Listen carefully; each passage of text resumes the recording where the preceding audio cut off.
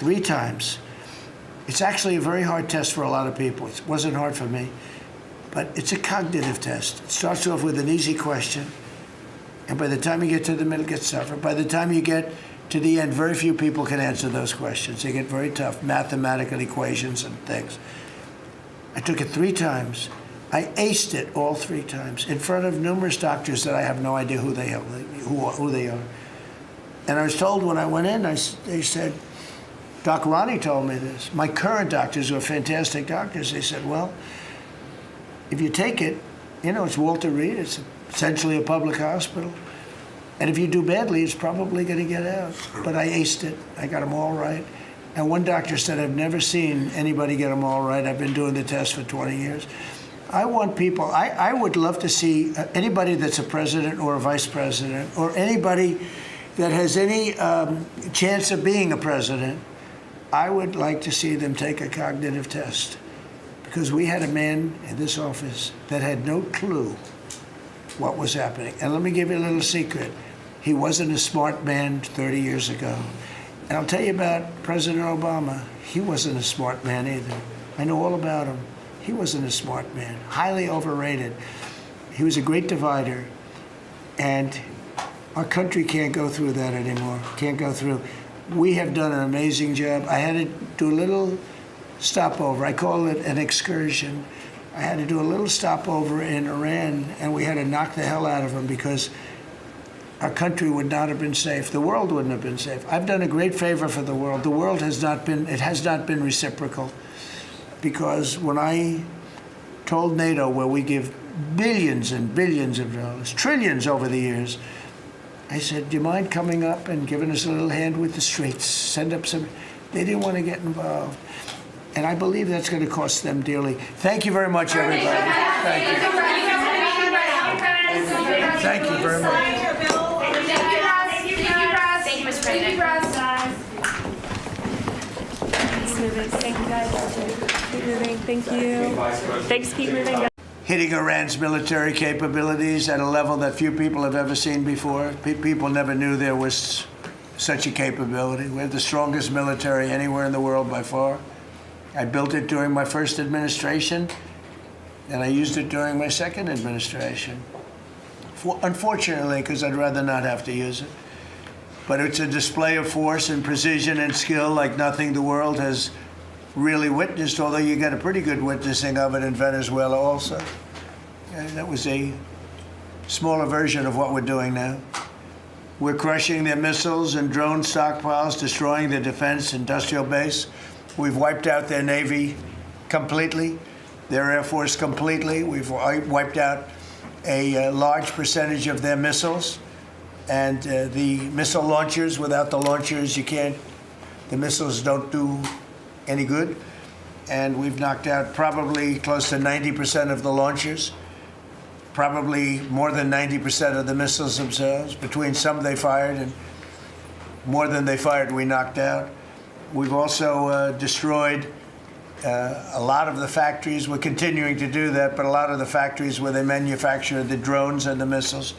The drones, too, are way down, but the reason they're down is they go one way and they don't come back, because for the most part, we're shooting them down. But we also are able to, we've really done tremendous damage to the places where they make them. And just so we set the record straight, because I've been watching the Wall Street Journal's fake news and all these stories that get printed like, oh, I want to make a deal. They are begging to make a deal, not me. They're begging to make a deal. And anybody that saw what was happening over there would understand why they want to make a deal.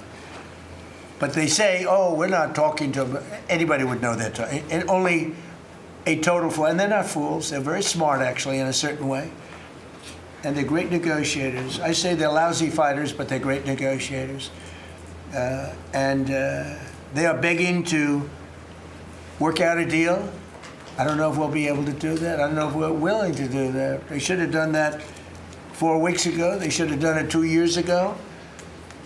Or they should have done it when we first came into office, because 2 years ago they had free reign under Biden. Sleepy Joe, worst president in the history of our country.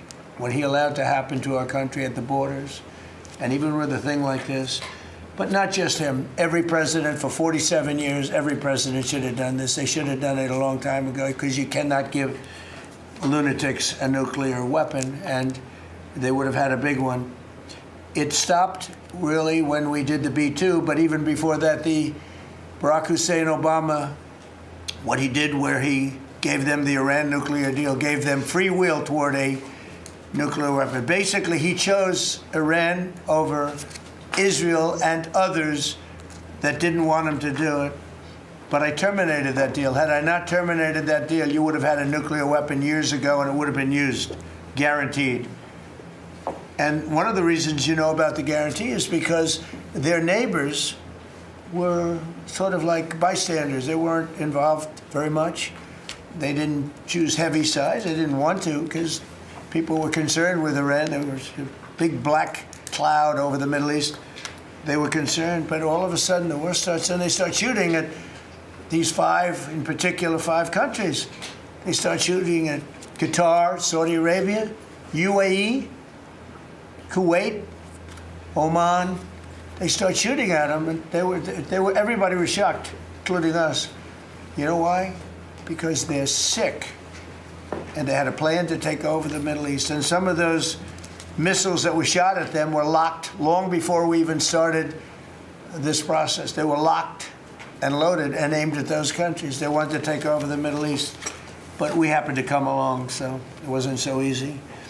So right now their navy is sunk in the largest elimination of a foreign navy that has taken place, maybe ever, but certainly since World War II. Their Air Force is gone. Their anti-aircraft and communications capabilities are totally dismantled. And one of the problems they do have when they deal with us is we deal with people, and the people aren't able to communicate with anybody else. So, you know, because all of their leadership has been gone.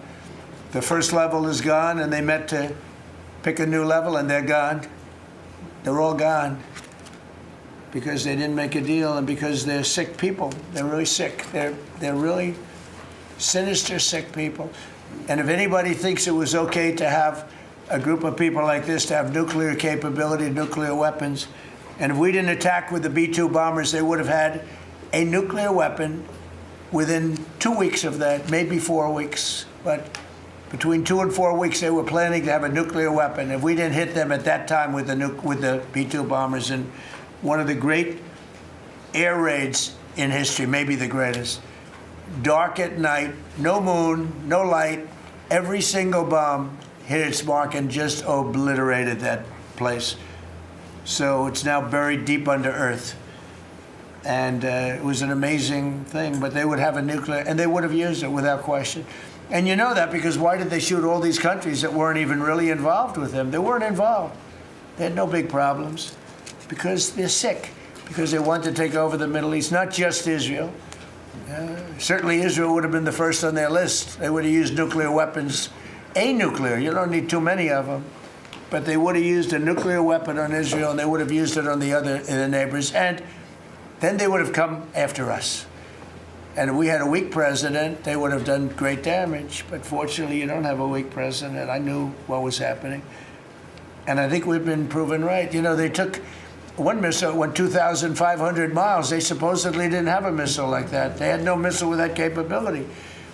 But they shot the now famous Ireland, the island that the UK was very afraid to give us because they didn't want to get dragged in. But we don't want to get dragged into their wars either. You know? It's one thing, we're very disappointed. I'll say it publicly. We're very disappointed with NATO because NATO has done absolutely nothing. And I've always said, 25 years ago, I mean, I was somebody that wasn't a politician, but I was always involved in politics and I understood politics. I said 25 years ago that NATO's a paper tiger, but more importantly, that we'll come to their rescue, but they will never come to ours. And I want you to remember that we said this. They didn't come to our rescue. Now they all want to help. When they're annihilated, the other side is annihilated, they said, we'd love to send ships.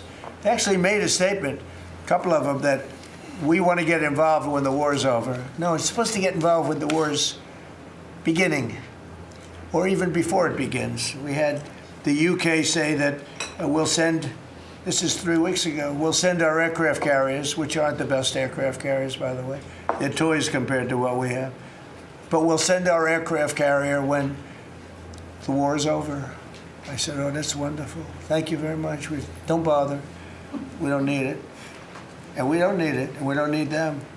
We estimated it would take approximately 4 to 6 weeks to achieve our mission, and we're way ahead of schedule. If you look at what we've done in terms of the destruction of that country, I mean, we're way ahead. Think of it. They have no Navy, and they had good ships. 154 ships have been shot down and are resting very nicely at the bottom of the sea. And we did that in a matter of less than a week. Because we have the greatest military in the world by far, nobody even close. So we estimated it would take approximately 4 to 6 weeks to achieve our mission. 26 days in, we're really a lot ahead of schedule. The Iranian regime is now admitting to itself that they have been decisively defeated. They're saying to people, this is a disaster. They know it. That's why they're talking to us. They wouldn't talk otherwise. But they're talking to us because they've got a disaster in their hands. They're defeated. They can't make a comeback. We're free to roam over their cities and towns and destroy all of their crazy nuclear weapons and missiles and drones that they're building. And we're doing that. They now have a chance to make a deal, but that's up to them. And they'll tell you, we're not negotiating. We will not negotiate. Of course they're negotiating. They've been obliterated. Who wouldn't negotiate? They are begging to make a deal. We'll see if we can make the right deal. And if they make the right deal, then the strait will open up. Hormuz Strait will open up. And even now, we don't know if there are any mines. You know, they have 22 they call mine droppers. Think of it. Who would have 22 mine droppers? There's a boat that drops mines.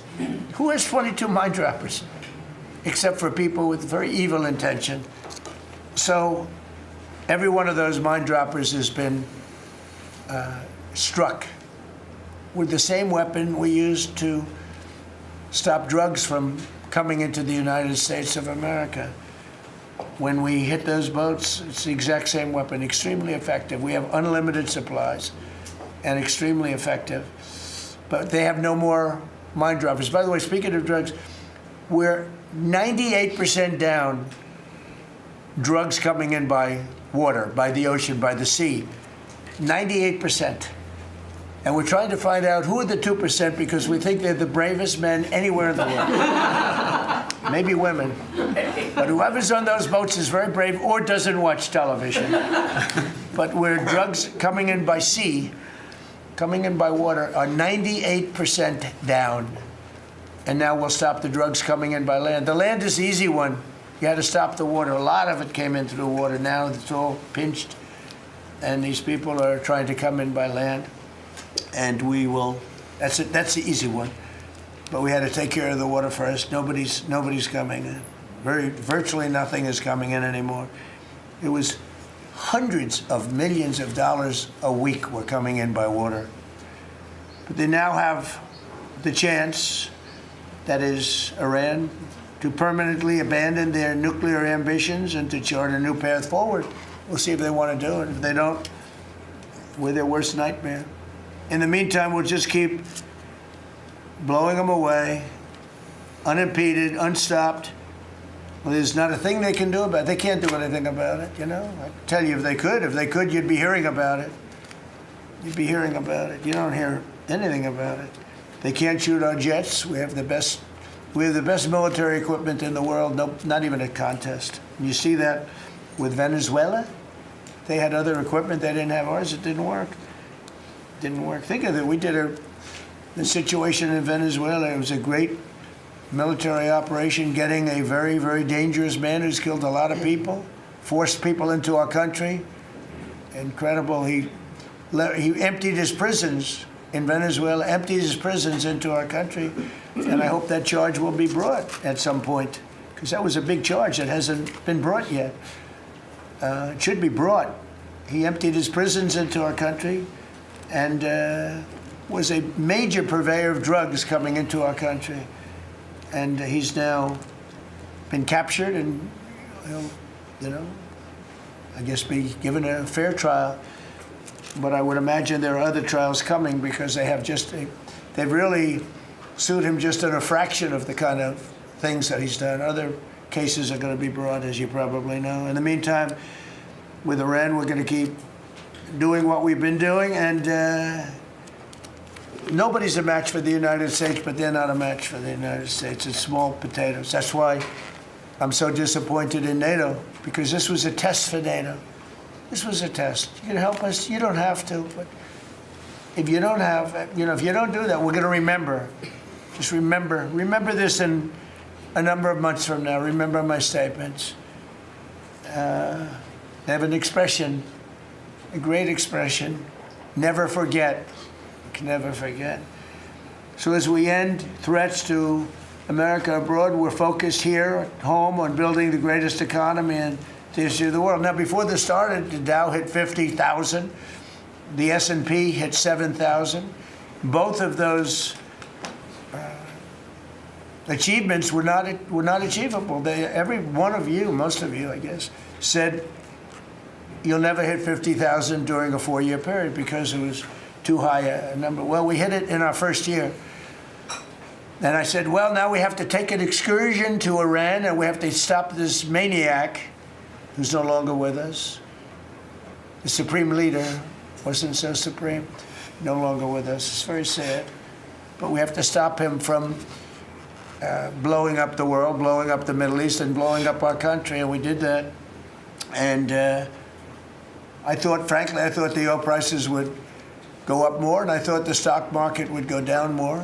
It hasn't been nearly as severe as I thought. I think they have confidence in maybe the American president and maybe the people sitting around this table. But Americans filing their taxes this year are receiving record-setting refunds. It's been a very big story. Well, it should be a big story. I don't think you read about it that much, but I speak about it. I speak about it because if I speak about it, at least people hear. You don't write about it.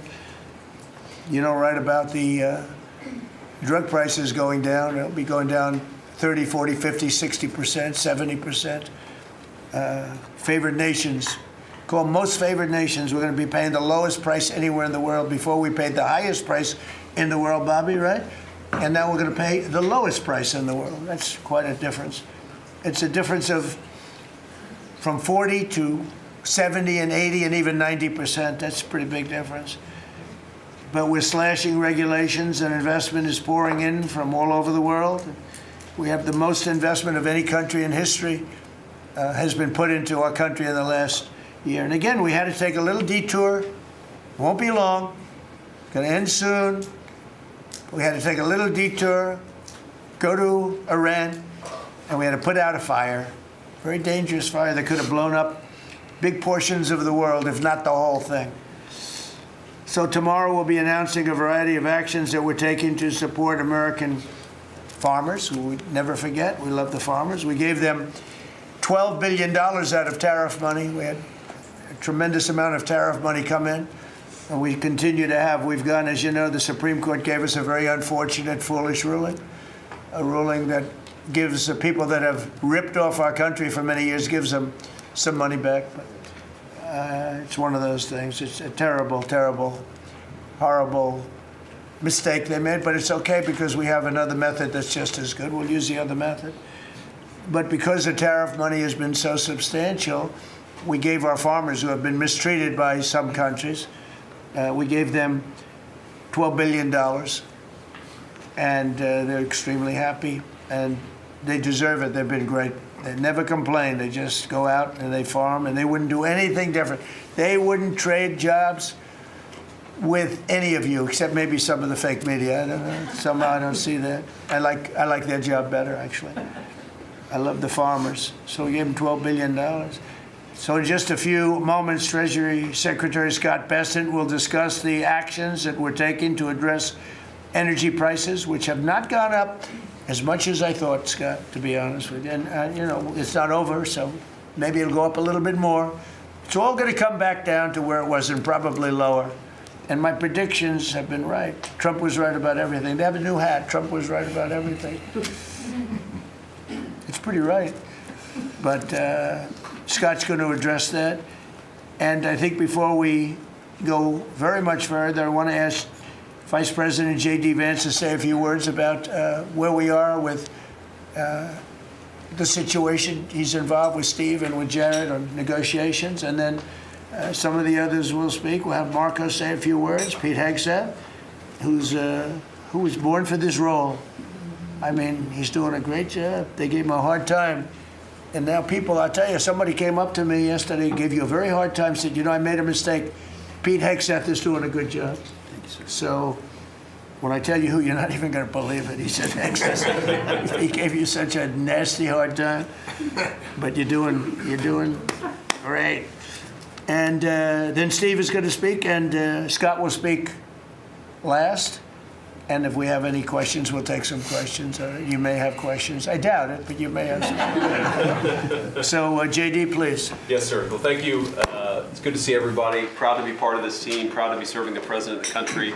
Let me just say a couple things. The first of all is the president summarized this very ably. But look, the Iranian conventional military is effectively destroyed. They don't have a navy. They don't have the ability to hit us like they could have even a few weeks ago. And what that does is that gives us options, Mr. President. Now, there's been a lot of reporting about diplomatic options, about negotiations. There's, of course, Pete and his team. There are further military options. But what we have now that we didn't have when the president took over just a little over a year ago is the ability to use every tool at our disposal to ensure that Iran doesn't get a nuclear weapon. Because when I say options, I think it's important the American people know options for what?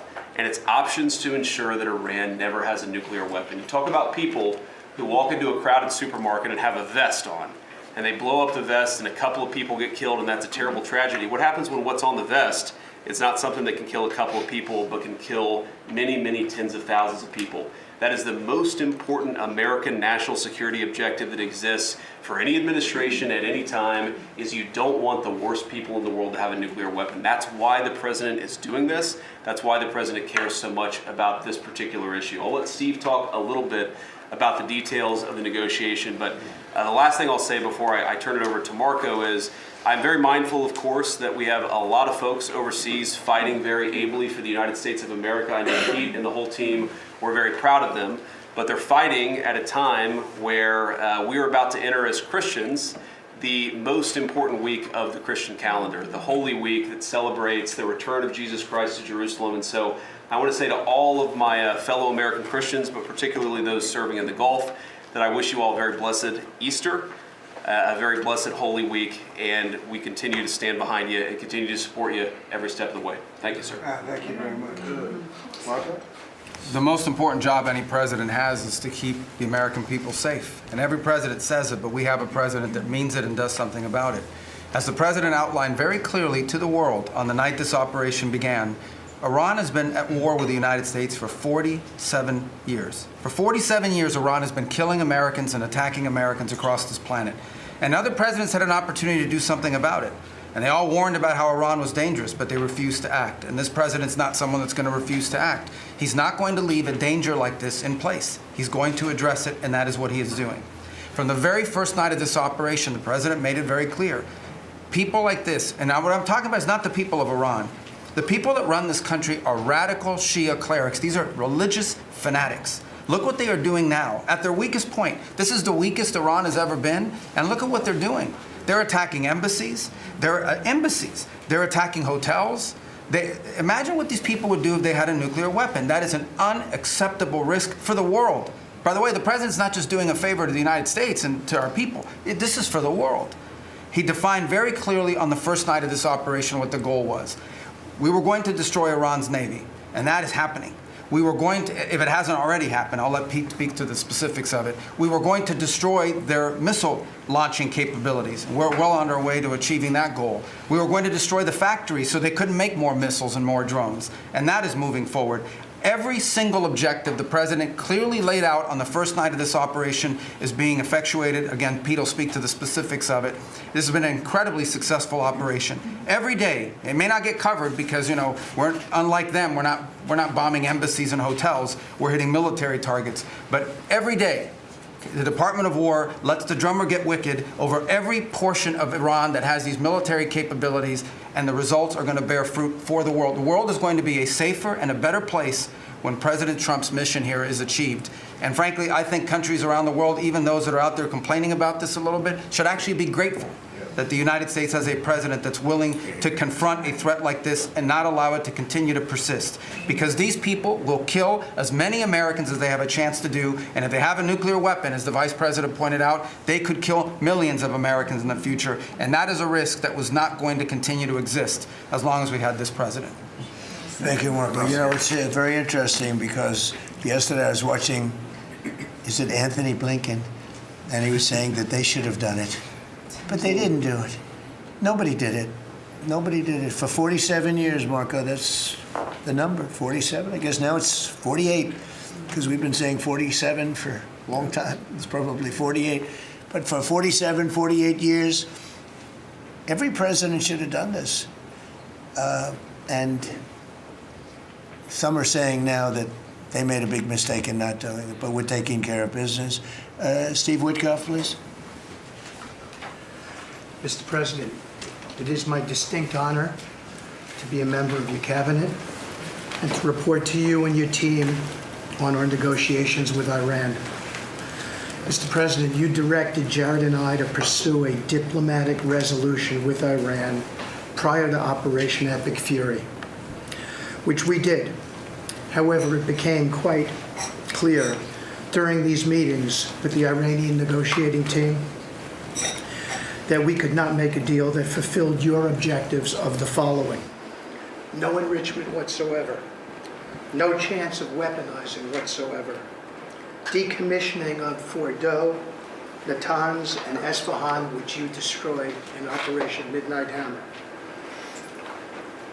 no stockpiling of any material, which they flagrantly had violated, turning all enriched material over to us, and a cutback in Iran's missile inventory and range capability of those same missiles. Throughout our meetings with the Iranians, we heard the following from them. The Iranians have the inalienable right to enrich. Then we heard they possessed enough 60% enriched material, 460 kilograms, to make 11 atomic bombs. Finally, we heard the following statement. They would not give up diplomatically what we could not win militarily. In other words, they were again miscalculating the success of Midnight Hammer, which was a total success. These are incontrovertible signs, among many other signs, sir, that their regime had not given their negotiating team authority to make a deal required by you. We conferred with you and all the other members of your foreign policy team, Susie Wiles, Pete Hegseth, the chairman, Marco Rubio, JD, Scott Bessent, Chris Wright, John Radcliffe, throughout all of these negotiations, and we were repeatedly rebuffed on everything we asked for. I have no doubt that we exhausted all efforts on behalf of a peaceful resolution, as you directed. Jared and I both agreed that the Iranians were there to buy time until a weaker president arrived. This was a flawed strategy, as your clear direction was to never allow Iran to obtain a nuclear weapon today or any time in the future. Against that backdrop, and our compelling military successes in Epic Fury, we have had multiple reach-outs from the region and others who want to play a role in ending this conflict peacefully. I can report to you today that we have, along with your foreign policy team, presented a 15-point action list that forms the framework for a peace deal. This has been circulated through the Pakistani government, acting as the mediator. And this has resulted in strong and positive messaging in talks, as you just indicated to the press. But these are sensitive diplomatic discussions, and you have directed us to maintain confidentiality on the specific terms and not negotiate through the news media as others do. I can say this. We will see where things lead, and if we can convince Iran that this is the inflection point with no good alternatives for them, other than more death and destruction. We have strong signs that this is a possibility, and if a deal happens, it will be great for the country of Iran, for the entire region, and the world at large. Your policy of peace through strength is the most effective tool for a diplomatic resolution here, just as this policy was an effective tool in each and every one of all of the other conflicts you settled in your first year. Iran is looking for an off-ramp following your powerful threat on Saturday. Your indications that you are willing to listen to peace proposals have been well received. You have instructed us that your preference is always peace, and that we should make that our priority. We have delivered that message, sir, along with the 15 points for peace. Finally, we have told Iran one last thing. Don't miscalculate again. Good. Thank you very much. Good job. Doing a great job. Everybody around this table is doing a great job. Pete Hegseth, please. Mr. President. I'll start kind of where you left off, Mr. President. Thank you for doing the work of the free world and having the courage to step up and stop the Iranian terror regime from holding the world hostage. That's really what it is. And 27 days ago, Iran had a modern military. Never in recorded history has a nation's military been so quickly and effectively neutralized. Operation Epic Fury is not an endless war. It's a decisive campaign with clear objectives to destroy Iran's offensive military capabilities and ensure they never obtain a nuclear weapon. This is stuff for the history books. This is stuff for legacy. Mr. President, you are acting now to ensure future generations do not have to live under the threat of a nuclear-armed Iran. However, you wouldn't know it if you listened to the dishonest hate Trump media, as you referenced. The folks here in the room, these cameras, they have a choice. You're either informing the American people of the truth or you're not. Because I hear it from my people every day. Behind every headline you write, there's a helicopter crew in the air. And behind every news banner you write, there's a battalion on the move. And behind every fake news story, there's an F-35 pilot executing a dangerous mission. My message to the media is get it right. This actually isn't something new to me. I may be a young guy, Mr. President, but I'm not a rookie in this realm. In 2007, I helped lead the surge, the public fight for the Iraq surge. Stood and watched people stand in the Senate and declare the war is lost before it even started. Who was that? It was Harry Reid.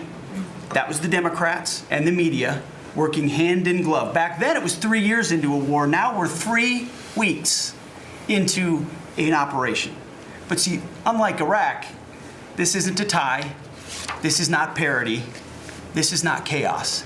This is success, pure American success, on plan, and as the president said, ahead of pace. Over 10,000 enemy targets destroyed, over 140, I think now you're right, Mr. President, over 150 naval vessels sunk, underground facilities destroyed, their defense industrial base in shambles, and overnight, not only do they not have a Navy, Mr. President, they no longer have a Navy commander.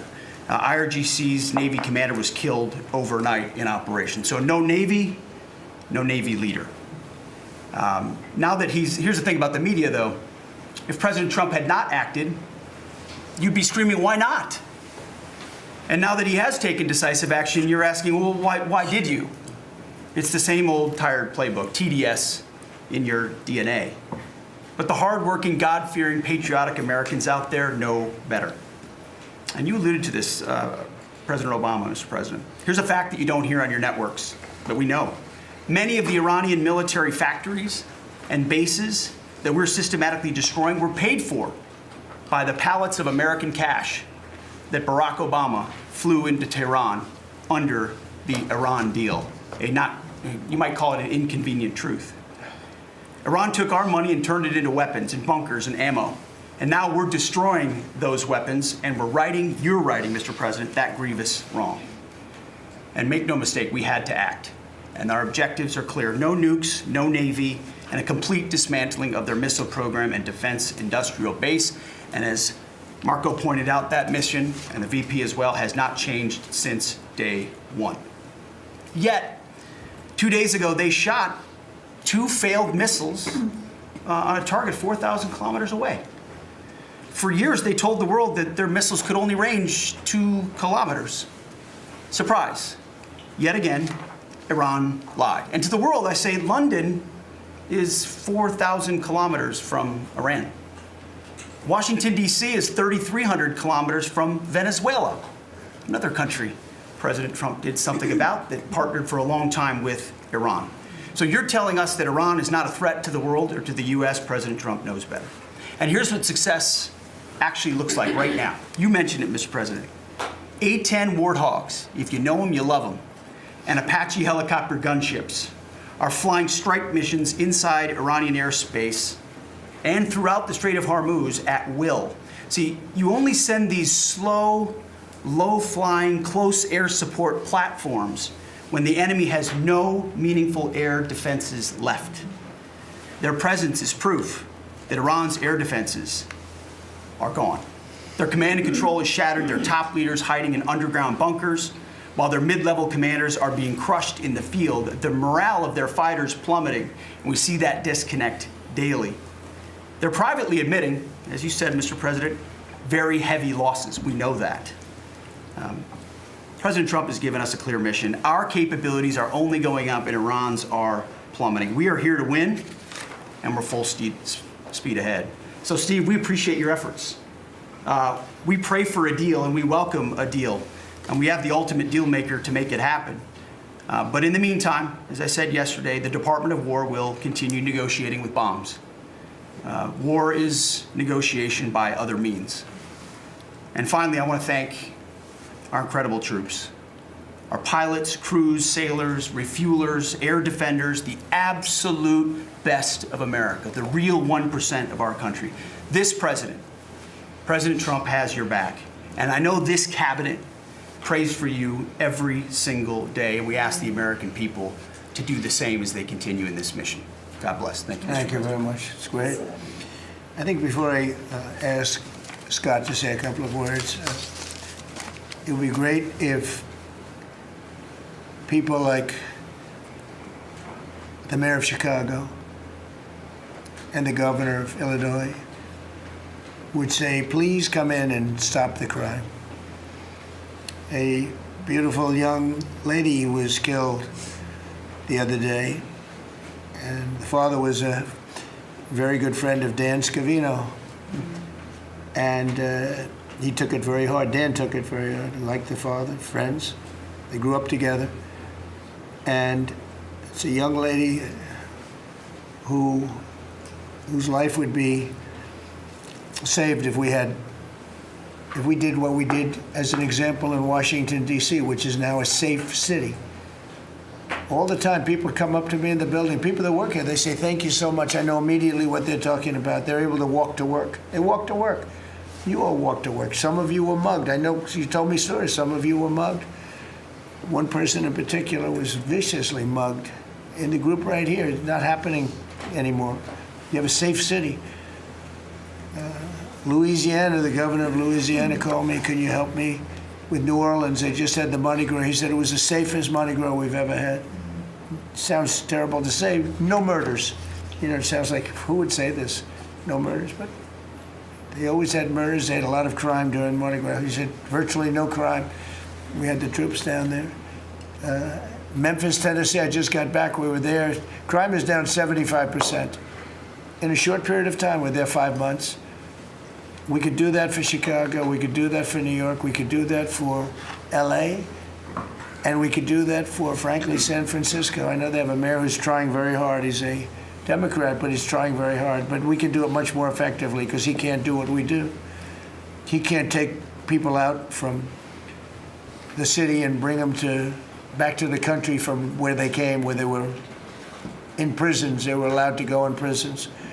There were drug dealers, the highest level drug dealers, murderers, 11,888 murders. We do things that they can't do.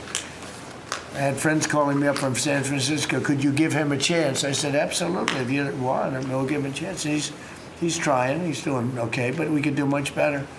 We could make it a lot safer than it is. San Francisco, a great city, was a great city, could quickly become a great city again. But, they're going very slowly.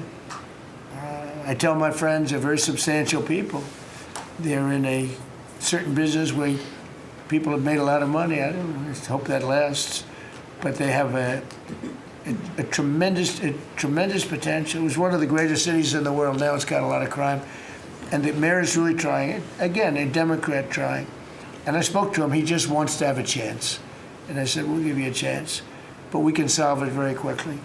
This young lady would be around today if we were around, because we have nobody coming through our border. I mean, literally for 9 months, it's zero. It's hard to believe that number can be possible, because millions of people came in through Biden. But nobody even tries. We don't have the caravans of thousands, 25, 30,000 people pouring into our border. They come up in caravans. We don't have caravans anymore. There's no such thing anymore. There's a name that I think I developed, but somebody developed it, but I think it was me. I thought it was an appropriate name. Thousands of people would come up and just barge into our country, totally unchecked, totally unvetted.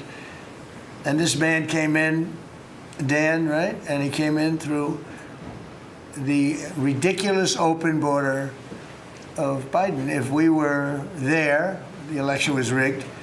What are you going to do? Came back, big comeback. But if we were there, we wouldn't have had people coming through. It's amazing. It's so easy now because everyone knows they're not getting through. We don't have any caravans. Once they know that, when it was easy to come through. When I heard that they had an open border policy, I said, boy, this is going to be, I couldn't believe it. But when it was actually, it dawned on me, because I had built 1,000 miles of wall, and we were finishing up some, and he didn't want to finish it up. I said, they really do want to have an open border. And we got it finished. But that young lady would be alive today. And she'd be alive for another reason, because we would have the National Guard in Chicago and in New York and in other places. And they love doing it. It's like training, to be honest. It's actually training. I never want to take them out of D.C. I mean, maybe somebody later on will do it, but I never want to take. The people, they say, we feel so good, we feel so safe. We see these beautiful, strong people, and they're so nice. They help. They open the doors for people. They carry bags. They pick up paper when they see paper on the ground. I looked at D.C. last night. I drove to make a speech, and I drove through, and I said, take me this way, take me that way. The city's clean. The fences are down. You don't have homeless all over your parks. I mean, we had parks. There was no room for anything else other than homeless. It's all clean and nice. And it'll be even more beautiful in a year from now. And we have some projects that are great. This ballroom is going to be something that's so beautiful for the city, so desperately needed by presidents. I mean, now it's no secret the military wanted it more than anybody. It was supposed to be secret, but it became unsecret because of people that are really unpatriotic saying things. But doesn't matter. Doesn't matter. It's going to be great. We're building an arc, a triumphal arc, which will be incredible for the city. Incredible. We're fixing up what was the Kennedy Center. I was honored when the board changed the name a little bit. Actually, it shows that the Republican and the Democrats, they work together. It's really something we work together. I think it's a great symbol, actually. But we're doing a lot of work. That building's ready to fall down. It's in terrible shape. We're closing it. We're going to open it with a bang in less than 2 years. It'll come in under budget, ahead of schedule. That's what I do. It won't be like the Federal Reserve that's costing $4 billion or something thereabouts. Think of it, $4 billion. It's amazing. I said to the group before, I said, everything I do, I get sued. I build under budget, ahead of schedule. I get sued over a ballroom that's going to be the most beautiful ballroom in the country, so desperately needed. You won't have to have tents sitting on the wet White House lawn. If it rains, you get wiped out, to honor the president of China or the president of France or the president of somewhere. You can have the greatest. We get sued. by the National Trust for Historic Preservation. They don't know what they're doing. Then I just found out we got sued by that group and another group, I guess, on the fixing up of again, I'll use the old name, Kennedy Center, because they're not fixing up Trump Kennedy. It's going to be beautiful when you add the name Trump. But we got sued. And all I'm doing is fixing it up. We're fixing broken marble. We're putting on a roof because it leaks like a sieve. We're fixing steel that's broken. It's the same building, same exact building. We're fixing it's going to be beautiful. It's going to be so beautiful and safe. It's actually unsafe. You had some of those columns on the outside that were painted a fake gold. Now we painted them a beautiful white color, beautiful cream white. It's beautiful. Everyone said it's so much more beautiful now. Instead of a cheap, you can't imitate gold. See, I'm a gold person. It's all real stuff. You can't imitate it. Someday they'll discover a paint that will look like gold, and the guy's going to be the richest man in the world. But you can't imitate real gold. It just doesn't. That's 24 karat, which is what this building deserves. But think of it. I get sued because I'm fixing up the Trump Kennedy Center. We're going to make it gorgeous and safe. We're fixing new windows, new this, but just all fix up. I got sued by preservationists. But you know who they didn't sue? The man that took this beautiful Federal Reserve building. That's small, much smaller than the hotel I built. I built the Waldorf Astoria Hotel down the road. And it was a beautiful job for $201 million. It's bigger, I think, than the Federal Reserve building. And it's got rooms and bathrooms, and it's not like just an open office space, which is much cheaper to build. Think of this. I hear he's going to be over $4 billion for a little building. He doesn't get sued by anybody but me. I sue because it's either somebody's very crooked, which has to be, because what happened to all that money? You can't sue. I would have done that building for $25 million. It's going to cost maybe $4 billion, and we have a great new person coming in to take over the Fed. And Kevin may not ever have an office, because I don't know if they're going to be able to build. I passed that building the other day. It's a see-through. You know what see-through means? There's no walls up. And they're going to spend. But the National Trust for Historic Preservation, which is a joke, by the way, they didn't sue that building. They didn't sue anybody. But they sue me, and I build. And by the way, my buildings, it's all donations. Rich people and people are putting up the money. Zero taxpayer dollars. Is that right, Scott? No, zero taxpayer dollars. This stuff is all done for free, and I get sued. This could only happen to Trump. But they don't sue the guy whose interest rates are too high. That's why we call him Too Late. His name is Jerome Powell. We call him Jerome Too Late Powell. And done a terrible job. He suffers from Trump derangement syndrome, as he probably should, because I hit him pretty hard. But so I don't blame him. But they don't sue a man who has taken this gorgeous building, ripped it down from the inside, taking ceilings that are as beautiful as you've ever seen, taking the ceilings down instead of leaving them, taking walls down that were 2 feet thick of solid concrete and plaster, replacing them with 6-inch walls with no insulation. I said, let me ask you, are you going to put insulation in? No, it's not in the budget. Oh. Insulation costs $5. Now you're going to hear the guy next door. If he's next door to me, I'll be able to hear his military plan. I'll know exactly. If Lutnick is in there, I'll say, oh, I know exactly what Lutnick's got planned. It's the craziest thing I've ever seen. They've ripped this gorgeous building apart, and you can never build it again. I could, but it costs a lot of money. But a normal person can never build. So you're going to have crummy little walls, a flat little ceiling eventually, but right now you don't have anything. And nobody sues this guy. And then when Jeanine Pirro, working with Pam and others, has the courage to sue to find out what happened to maybe $4 billion and a building that may never be occupied by Kevin Warsh. He may never get there. We're going to have to find him some space in the White House. We'll put him in the basement of the ballroom. But when, now think of it, when Jeanine Pirro and Pam and the group, when they bring a suit, it's like, oh, this terrible thing. And then we have a judge that attacks us. So we've got to get our priorities straight, you know. It's a very sad thing that's happened with the Fed. And then just one other thing very quickly, you have Gavin Newsom in California Railroad. That's 100 times over budget. It's out of control. It was supposed to go from the middle of San Francisco to the middle of LA. Well, now it stops way short of both. It now goes into areas that nobody ever heard of. It's billions and billions of dollars over budget, years and years, maybe decades late. And that's why we have a country that has a lot of problems, you know. We have incompetent people. It's all people. Think of this, Federal Reserve, I would have had that building done for $25 million. I would have, if I did it, it was up to, somebody else would have done it for more. So maybe 50.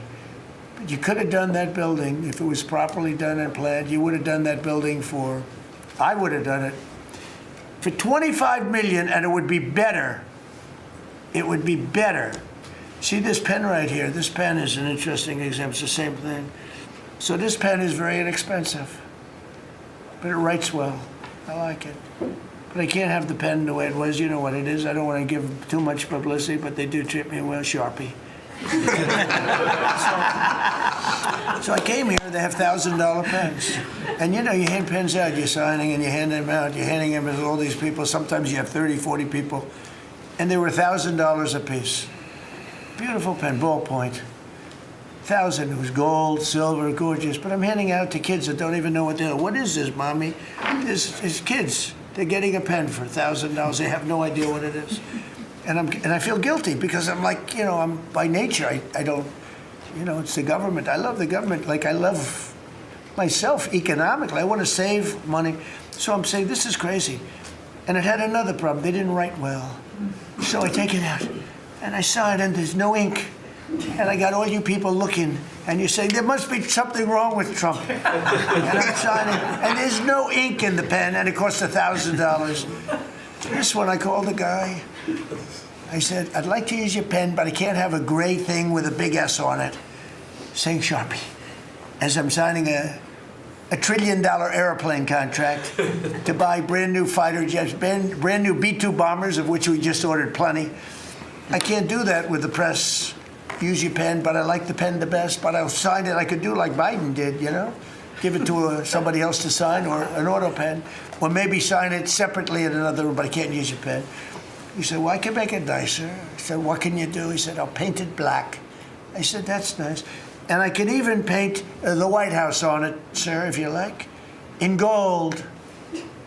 Almost real gold, not bad. And I can even do your signature, sir. And by the way, this was not staged. I just saw the pen sit there, and I thought of this as an example of how $25 million spent by me at the Federal Reserve Building would be a better job than $4 billion that they're spending. And you know, one of the things that Kevin Warsh told me, he said they ripped down the nicest building. I don't know what building they're talking about. They ripped down a building, Scott, right? Kevin Warsh said it's the most beautiful building in Washington. He said the most beautiful space. They ripped it down. Why did they do that? I don't know. Do you know what he's talking about? Is it true? Yes, sir. They ripped it down. We have a moron at the Fed. Who wouldn't be lowering interest rates right now? But I want to thank Jeanine Pirro and Pam and her group for having the courage to bring this suit. And I believe that the contractor on that job is probably one of the richest men in the country right now. I believe that it's not possible to spend that kind of money. $3 billion, $4 billion, nobody knows, nobody has any idea what it is. But it's over $3 billion, and it's probably going to be over $4 billion by the time they finish. And it may never get finished. unless I take it over. I'll get it finished. But it can never be what it was. It's never going to have those beautiful ceilings. It's never going to have those incredible walls. The walls were 1.5 feet thick of solid masonry. They ripped them down for no reason. And I just give you the story. And just to finish on this one, so I told that story to somebody and said, yeah, but it's not the same thing. I said, you're right. This one is better. It writes. So the guy said to me, you don't have to pay me, sir. I'll give them to you for nothing. I said, no, I don't want that. Let me pay you. I want to pay you. No, sir, you don't have to. You're the President of the United States. He was shocked. The head of Sharpie gets a call. I don't even know who the hell he is. He said, is this really the President? He said, no, you don't have to pay me, sir. This is such an honor. I said, no, I want to pay you. He said, what would you like to pay? I said, how about $5 a pen? He said, that's all right, whatever the hell we agreed to. Peanuts.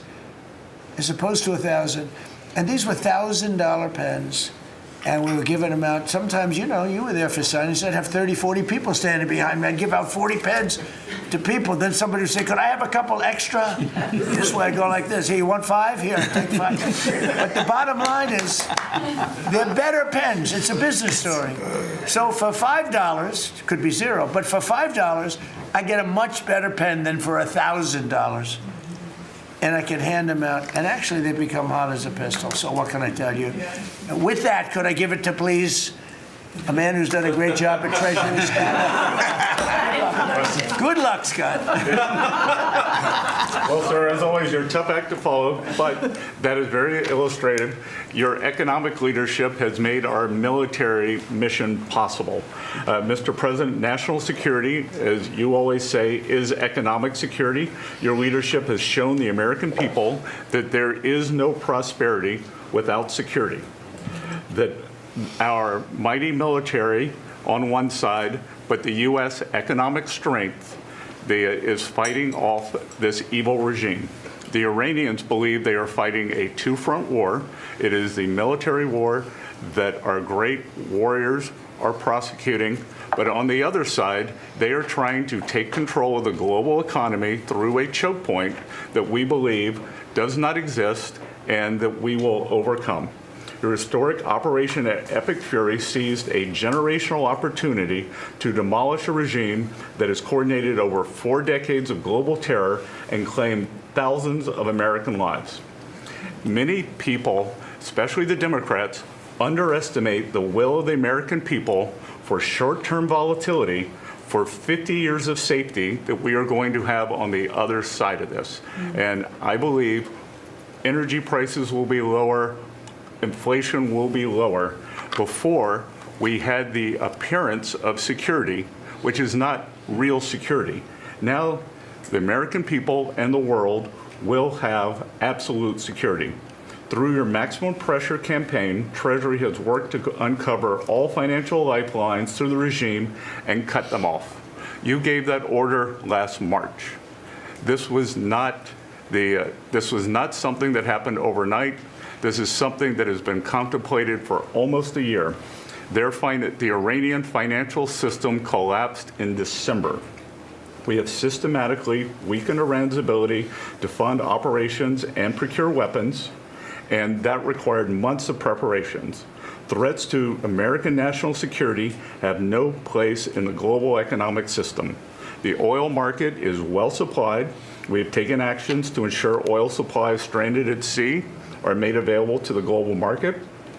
Your bold actions like the Development Finance Corporation's Maritime Reinsurance Program in conjunction with Central Command will soon provide shippers through the Gulf region with a level of security we have never seen before. Mr. President, we are starting to see more and more movement in and out of the Gulf today, and this is more than yesterday, and this is the beginning. I am confident that shipping traffic will continue to increase on a daily basis even before we secure the straits. Turning to the home front, the U.S. economy remains strong. We had a strong economy thanks to you. We are the best insulated in the world thanks to your energy efforts in term 1 and term 2. The U.S. is an energy superpower. American workers' purchasing power is finally being restored. The latest figures indicate robust real compensation increases. We are starting to see the working family tax cuts benefits bearing fruit this tax season. 44% of tax returns have claimed at least one of your signature policies: no tax on tips, no tax on overtime, no tax on Social Security, deductibility of auto loans.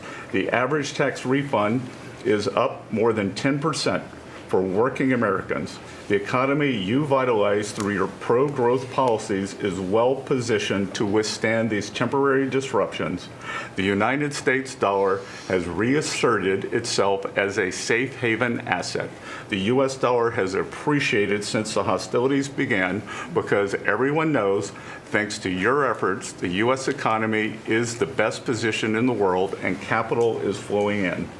Efforts to reprioritize economic security are ensuring the United States remains secure, resilient, and prepared for the challenges ahead. As we approach the 250th anniversary, America will never be safer and more secure militarily and economically. Thank you.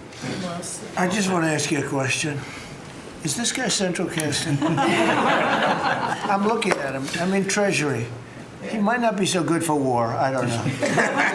No, I'm looking pretty good too. I'm looking at this guy. He's central casting. Even the glasses are perfect. Where do you get those glasses? I think I'm going to get glasses. That's beautiful. Great job. That's really good. No, he's done a great job, and you all have. Proud of you all. Do you have any questions? Yes, Mr. President, are you going to go in for the uranium?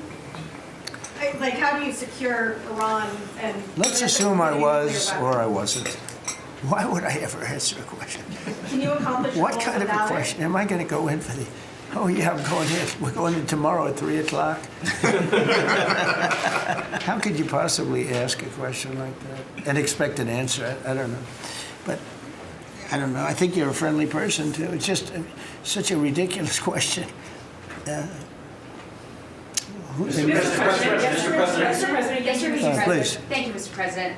There's been a report that potentially the U.S. is looking at diverting some munitions, air defenses that were meant for Ukraine to the Middle East. Is there any accuracy to that? Is that something you're considering? Well, I'd have to ask me, but we do that all the time. You know, we have tremendous amounts of ammunition. We have them in other countries, like in Germany and all over Europe. We have, you know, we're packed.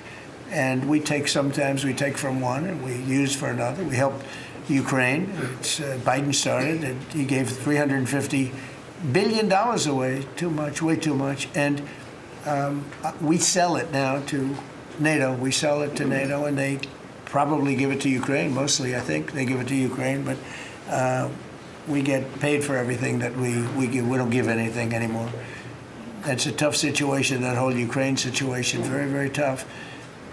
We're working very hard on getting that one solved. It doesn't have any impact on us, virtually nothing. In fact, if anything, I mean, we sell a lot of equipment for that unfortunate war. 25,000 people died last month, 25,000, mostly soldiers. Some in the towns, but for the most part, soldiers. They're dying.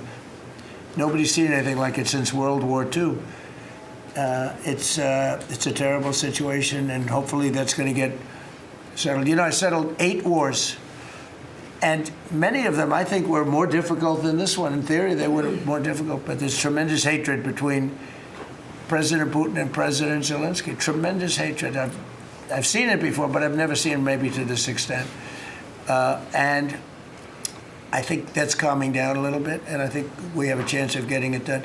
But it doesn't affect us. Thousands of miles away. That's why when I heard the head of Germany say, this is not our war, about Iran, I said, well, Ukraine's not our war. We helped, but Ukraine's not our war. I thought it was a very inappropriate statement to make, but he made it. You can't erase it, but he felt that way. I said, well, you know, Ukraine's not our war, and it's not, but I would like to see all those young people stop being killed. I mean, they're being killed. It's like a slaughterhouse. What's happening there is horrible. 25,000 on average. 2 months ago, it was 31,000 people died in 1 month, Marco, right? I said, it's getting crazy. It's getting worse. Think of it, 31,000 soldiers, both Russian and Ukraine, died 2 months ago, 25,000 last month. And if I can solve that, it would be a great honor to do it. I wish it could have gone faster. I solved other ones in one day that had been going for 32 years. We stopped one that was starting, it was already started, India and Pakistan, and the Prime Minister of Pakistan, a very fine gentleman, said President Trump solved something that was going to cost 10 million lives. That was going to cost a lot of lives, 2 nuclear nations. And those were complicated, but we got them done quickly. This one is, it's a shame. And the only reason I'm doing it, frankly, is because I want to stop death. I want to stop the death from happening. I think I'm going to go with a man that I've missed, Brian. I haven't seen you in a long time. I miss you. He's been in a very strange location. I don't know.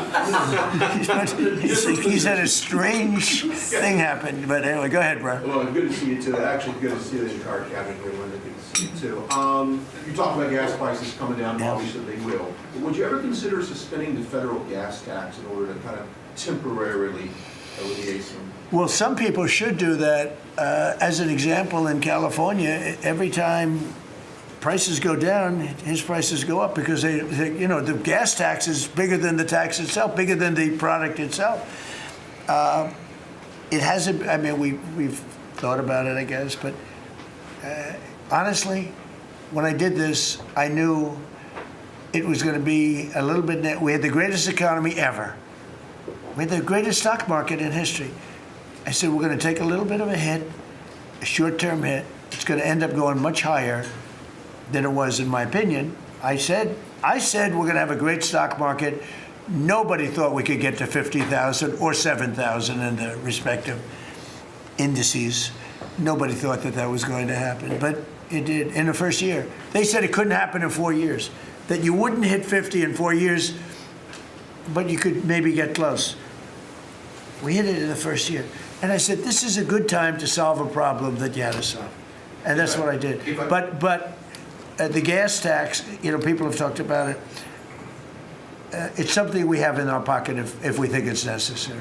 And if I can follow real quickly, you just recently took off, Secretary Duffy, 17,000 truckers off the road that quite frankly could not speak English, which is a safety issue. Yeah.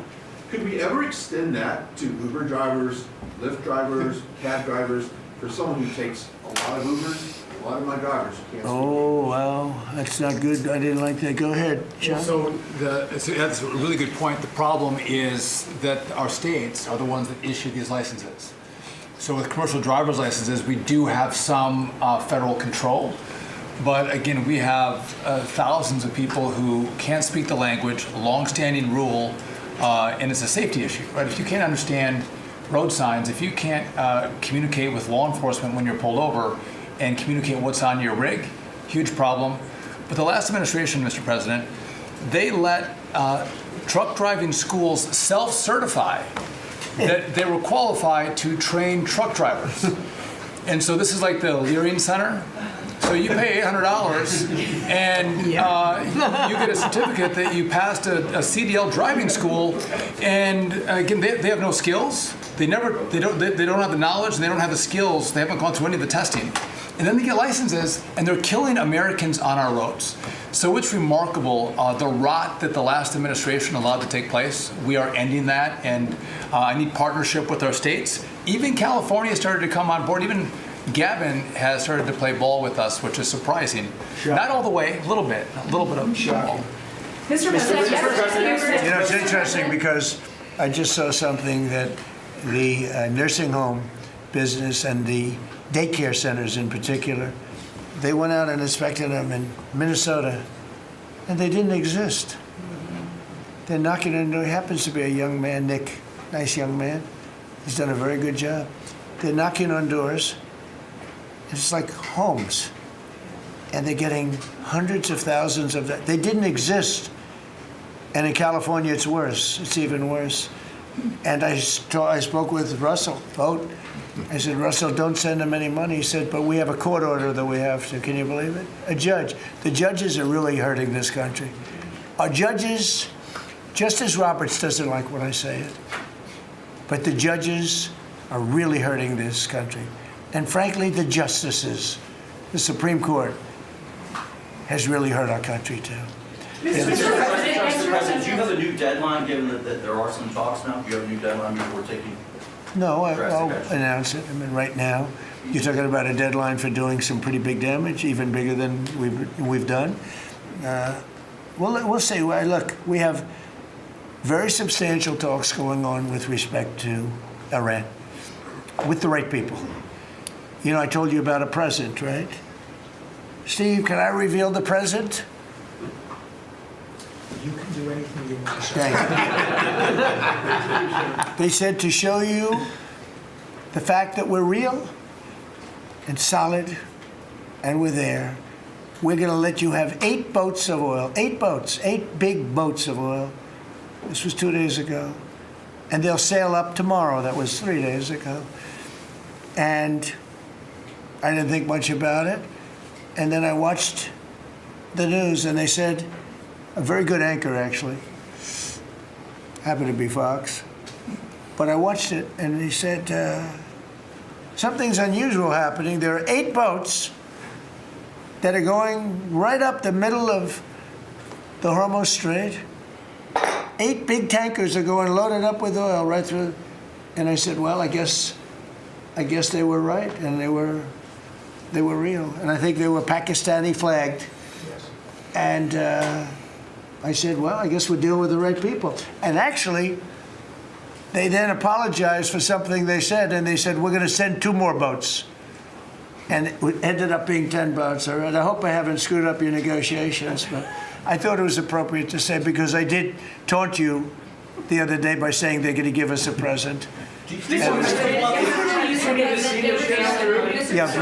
illegal immigrants who were arrested at San Francisco airport for ignoring deportation orders. At the same time, as you highlighted, really great reception from American travelers for ICE agents. Is there a PR aspect of this that can allow future deportations to go on with less protesting, less outrage? Yeah, it's amazing, because by putting ICE there, look, the press was very unfair to ICE. So was everyone else. These are great American patriots. They have a tough job. They have to find murderers and take them out of our country. I wouldn't want to do it. You wouldn't want to do it. Most people wouldn't want to do it.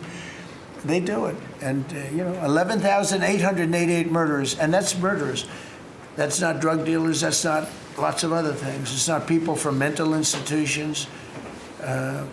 Entire jail populations were released from major countries and let into our country through the open border. And ICE has done an amazing job. I wouldn't want that job. It's a tough job, dangerous job.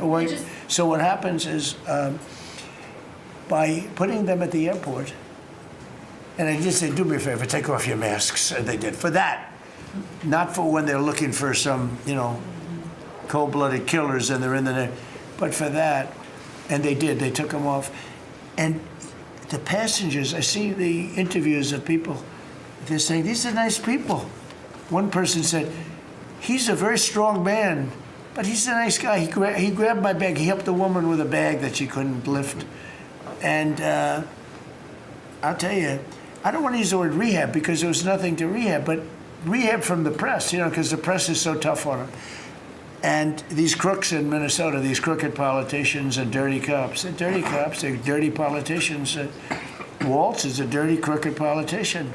The Attorney General is a crooked guy. He's no investigations, and I hope JD's going to do a great job. He's in charge of it now with somebody who's very talented. But I think it's easy stuff. They say $19 billion, think of it, is missing. $19 billion. If we would solve half of the fraud problem, Pam, in this country, we would have more than a balanced budget.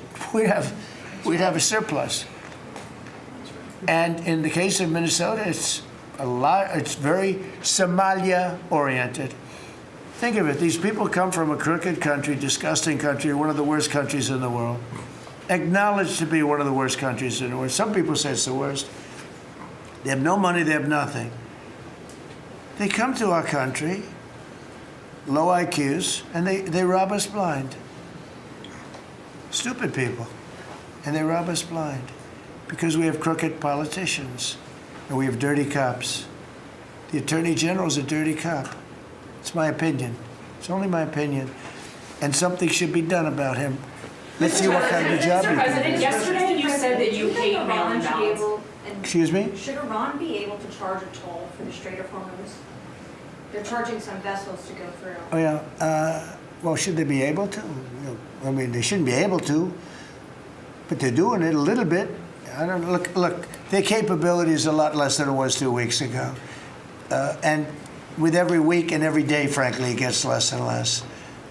All I can tell you is they're begging to make a deal. So let's see what happens. We may make a deal. Yesterday you said that you hate mail-in ballots. Tell me about mail-in ballots. Go ahead. You mean I used a mail-in ballot? You probably said, yeah, I did. Why did you You know use what? that? Is Because there I'm a bias? President of the United States, and because of the fact that I'm President of the United States, I did a mail-in ballot for elections that took place in Florida, because I felt I should be here instead of being in the beautiful sunshine But you taking. were in Palm Beach, sir, the last few weekends. That's right, and Did you I run in person? decided